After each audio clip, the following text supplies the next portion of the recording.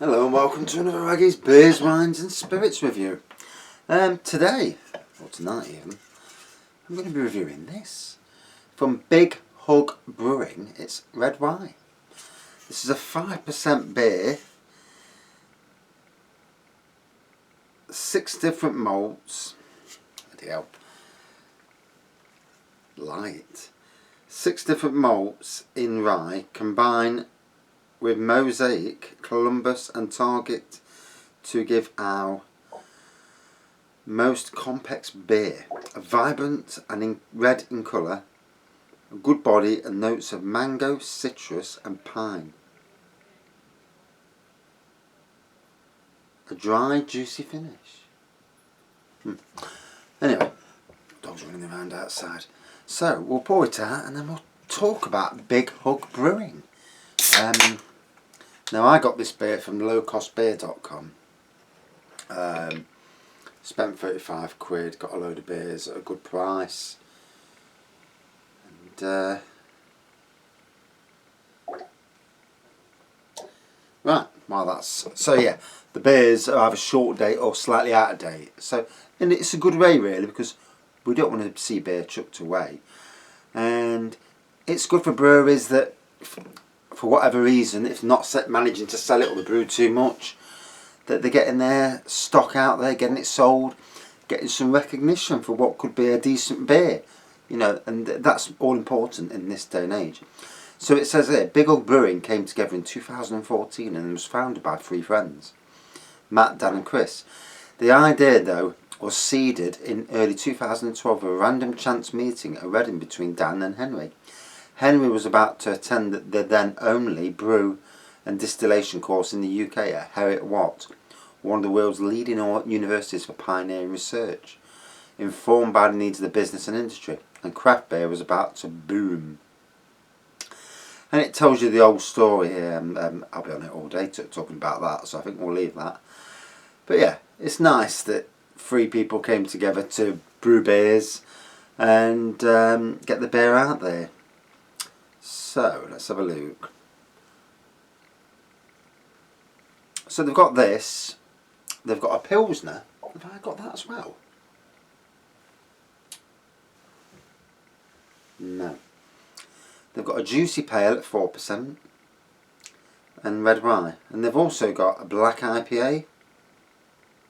Yeah, that's the white IPA, isn't it? What's that one? And then obviously beanies and all sorts of stuff. So yeah, bighugbrewing.com. There's you can just about see that. Yeah, that's all their beers. So yeah, so there we go. From London. So always nice to know where breweries are from, because obviously if you live in like I live in Nottingham, I know the majority of breweries in Nottingham, not all though. And funnily enough, I've not had all the beers from the breweries in Nottingham. Something that I'm going to rectify tomorrow, because there's a couple of breweries I haven't had a beer from. Certainly not in the sense I haven't had a beer out of a bottle or can from them.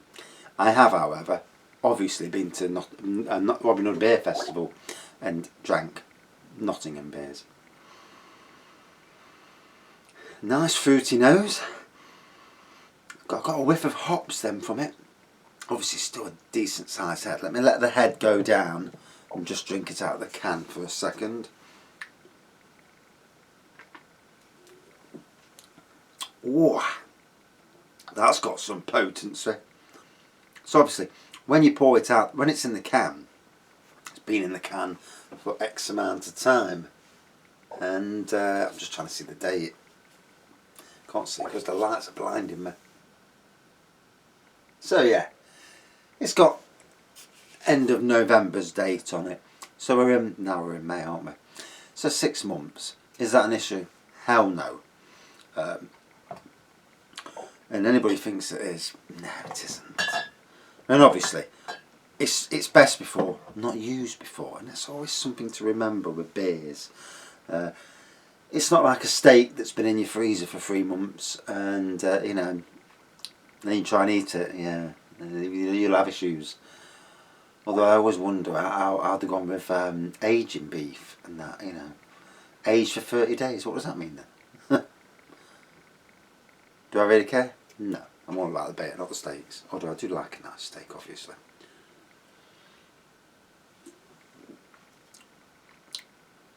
Oh, so good hops, good strong flavour. Definitely getting the pine, mango, tropical. It did say mango, didn't it? I'm sure it did. Yeah, mango, citrus and pine. Yes, definitely getting that. Wow.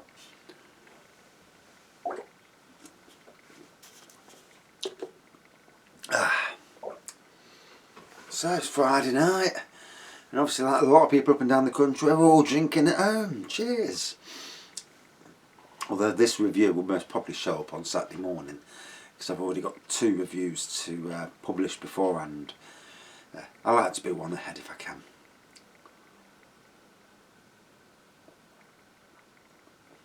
Oh.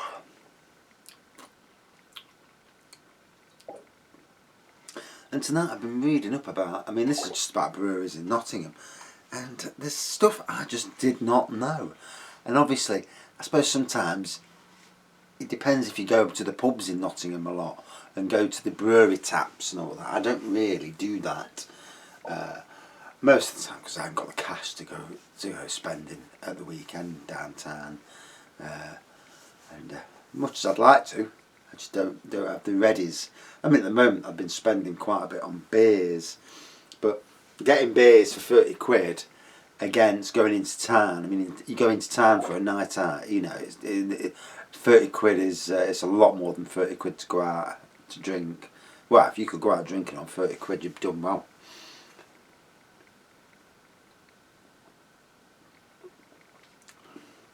Even on my own, I can spend 60 or 70. Is that bad? I suppose it is, really. Depends how much you drink. So, obviously, amber pour, big white head on it. Obviously, on the nose, definitely hoppy nose, and on the taste, the pine, the mango, citrus, tropical, and going down nicely.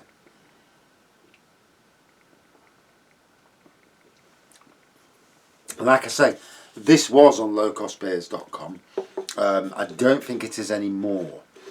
I think they obviously sold what stock they had, and you know, beer should never be chucked away unless it's grossly out of date. You know, we're talking 5 years, 3 years, whatever. But other than that, no. Most of the time it ages and it gets better, like a good wine. I mean, you look at vintage beers, you know, at 10% and up, they don't go out of date. So, yeah.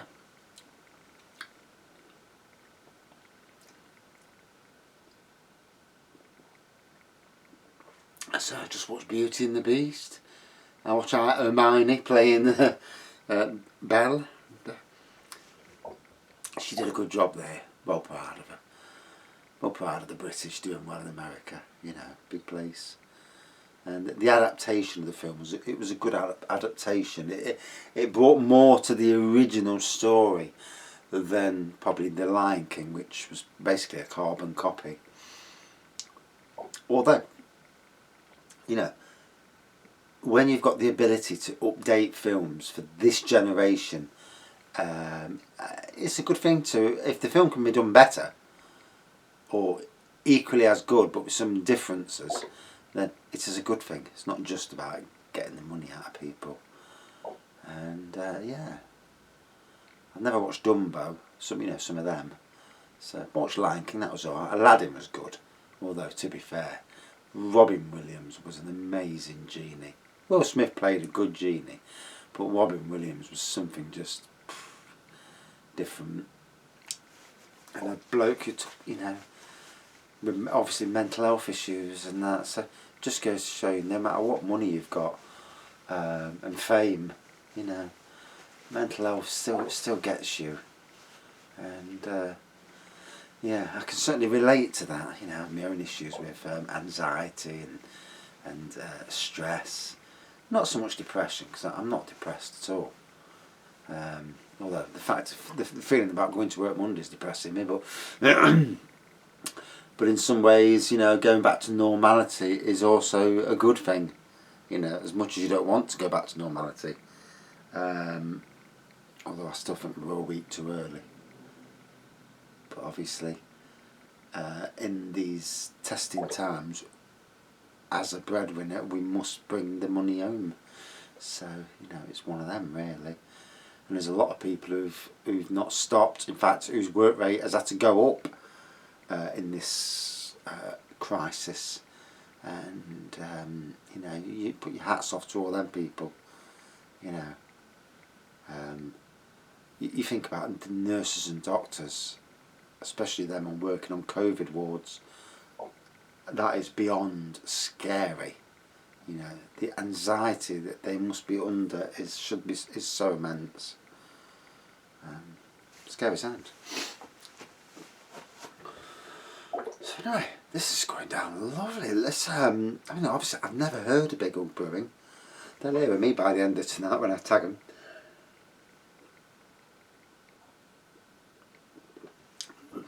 Or maybe tomorrow when I actually upload the beer review. Unless I do them all tonight, do 3 reviews tonight, and then let them, you know, go on the website. Try not to put too many reviews on at one time, because obviously people only want to watch some idiot talking about beer for so long in a day, you know. And yeah, I've already talked 12 minutes already. So,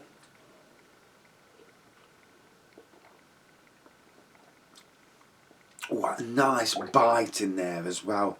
So, amber pour whitehead, big whitehead on the nose. As soon as you open the can, it hit you. You know, the hops and the tropical aroma.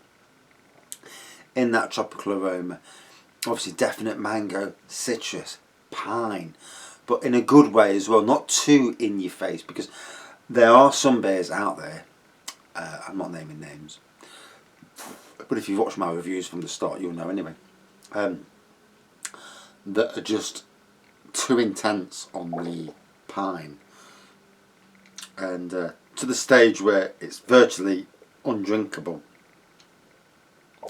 Yet these beers are still in the likes of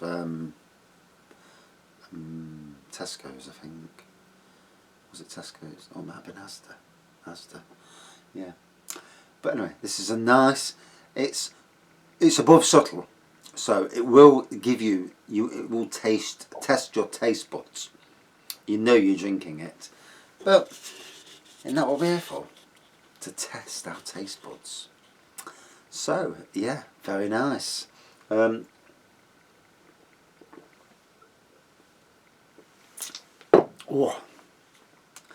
got some real aroma in there, really good taste, 5% nice strength, and very nice indeed.